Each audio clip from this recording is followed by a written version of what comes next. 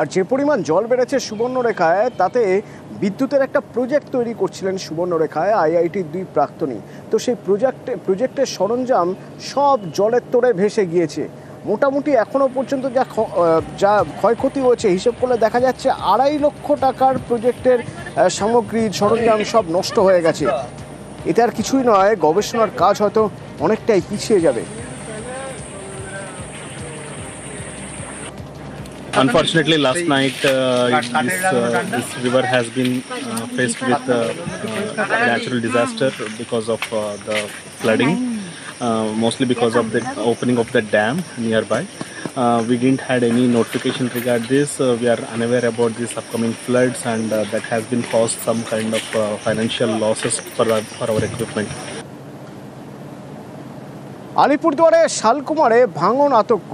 তার কারণ এখানকার এই সিসামারা নদীর উপর বাঁধ আগেই তৈরি করা হয়েছিল। এই জল থেকে নদী বাঁধ যদি ভেঙে যায় তাহলে তা থেকে পুরো গ্রাম ভেসে যাবে, এই ভয় এখন তাদের মধ্যে কাজ করছে। যদিও প্রশাসন তৎপর, ইতিমধ্যেই বেশ কিছুটা জায়গা জুড়ে বাঁধ মেরামতি করা হয়েছে, বাঁধ দেওয়া হয়েছে এবং আরও বেশ কিছু পরিমাণ টাকা স্যাংশনও হয়ে গিয়েছে।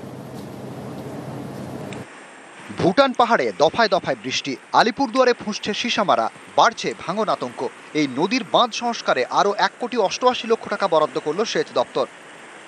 সিসামারা নদী গত 2 বছর থেকে বীভৎসভাবে ভাঙনের কবলে পড়েছে এবং এই ভাঙন মোকাবিলা করবার জন্য আমরা প্রথম থেকে সচেষ্ট হয়েছি। বাঁধের জন্য রাজ্য সেচ দপ্তর 1,88,00,000 টাকা বরাদ্দ করেছে এবং খুব শীঘ্রই টেন্ডার প্রক্রিয়া শুরু হবে।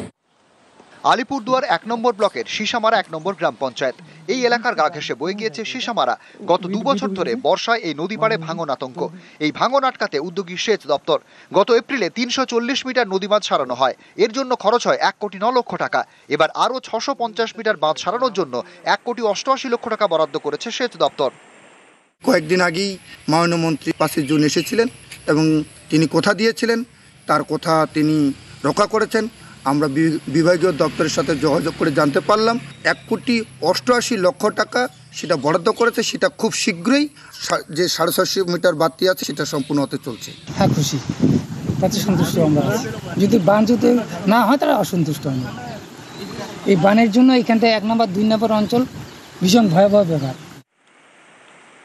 আলিপুরদুয়ার থেকে রাজকুমার কর্মকার, নিউজ 18 বাংলা।